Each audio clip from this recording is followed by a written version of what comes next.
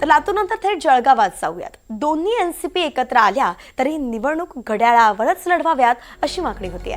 NCP एकत्र लढण्यास कार्यकर्त्यांना न्याय मिळेल आणि अजित पवार गटाचे नेते अनिल पाटील यांनी हे विधान केलेलं आहे। दोन्ही राष्ट्रवादी एकत्र याव्या असं त्यांचं मत आहे आणि शिवाय दोन्ही राष्ट्रवादी एकत्र आल्यावरती निवडणुकीचं चिन्ह हे घड्याळच असावं असंही त्यांचं म्हणणं आहे।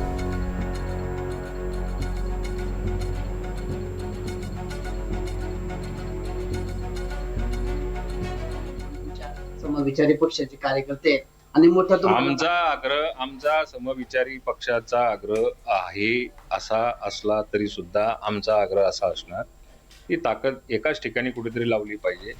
पुण्यात सुद्धा आमचा आग्रह माझं स्वतःचं वैयक्तिक मत विचारलं तर त्या ठिकाणी सुद्धा घड्याळाच्या चिन्हावरती लढलं पाहिजे।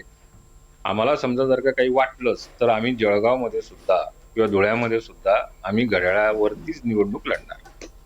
दुसऱ्या राष्ट्रवादी सोबत घड्याळावरती म्हटल्यानंतर एकच राष्ट्रवादी असते। एकत्र आले तर दादा उमेदवार एकच घड्याळ हे एकच आहे आणि एकच चिन्ह आमच्याकडे आहे, त्याच्यामुळे दुसरं तिसरं काहीच नाही।